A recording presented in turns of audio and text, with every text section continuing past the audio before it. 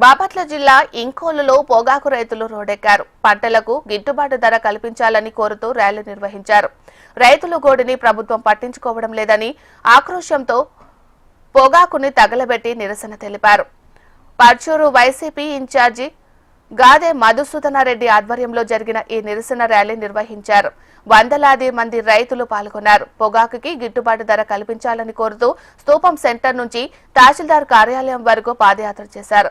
రైతులు పండించిన పొగాకు, మిర్చి, శనగ, మొక్కజొన్న పంటలకు గిట్టుబాటు ధర కల్పించాలని కోరుతూ నినాదాలు చేశారు. అనంతరం డిప్యూటీ తహసీల్దార్కు వినతి పత్రం అందజేశారు. కూటమి ప్రభుత్వం రైతులకు ఇచ్చిన మాట నిలబెట్టుకోవాలని డిమాండ్ చేశారు.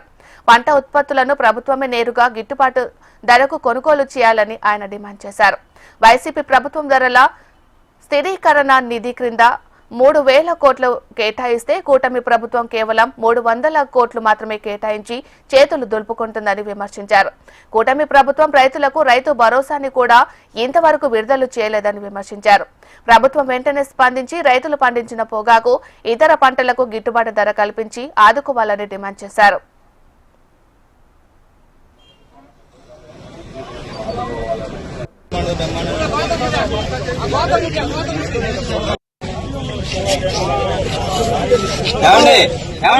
ఇది వెడల్పుగా ఉంటే పేపర్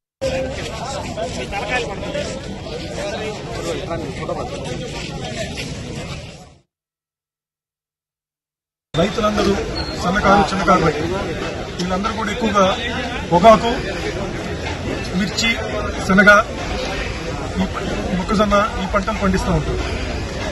ఇక్కడ ముఖ్యంగా ఇప్పుడు మనం ఇక్కడ సమావేశం అవడానికి కారణం ఏంటంటే గత 5 సంవత్సరాల్లో ఏదైతే మా జగన్మోహన్ రెడ్డి గారు ముఖ్యమంత్రిగా ఉన్న కాలంలో రేట్లు ఎలా ఉన్నాయి, ఈ రోజు రేట్లు ఎలా ఉన్నాయి అని ఒక్కసారి పరిశీలించుకుంటే మనకు అర్థమవుతూ ఉంటుంది. ఎందుకు ఈ డిఫరెన్స్ వస్తుంది, ఏంటి, ఎందుకు కారణం. ఒకటి.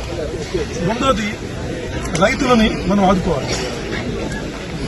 మంచి గిట్టుబాటు ధర పోయిన సంవత్సరం ఆల్మోస్ట్ ఇప్పుడున్న లెక్కల ప్రకారం దాదాపు 50,000 ఎకరాల్లో పొగాకు వేశారు.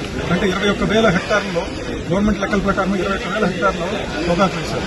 దీంట్లో మన పర్చూరు కాన్స్టిట్యున్సీలో ఎక్కువగా బ్లాక్ బెర్రీ వేశారు, వైట్ బెర్రీ కంటే. పోయిన సంవత్సరం బ్లాక్ బెర్రీ, వైట్ బెర్రీ ఒకే రేట్లో అవడం వల్ల రైతులు సాధారణంగా దిగుబడి ఎక్కువ ఏదైతే వస్తుందో దానికి మొగ్గు చూపుతారు. అందువల్ల ఏంటంటే బ్లాక్ బెర్రీ వేయడం జరిగింది.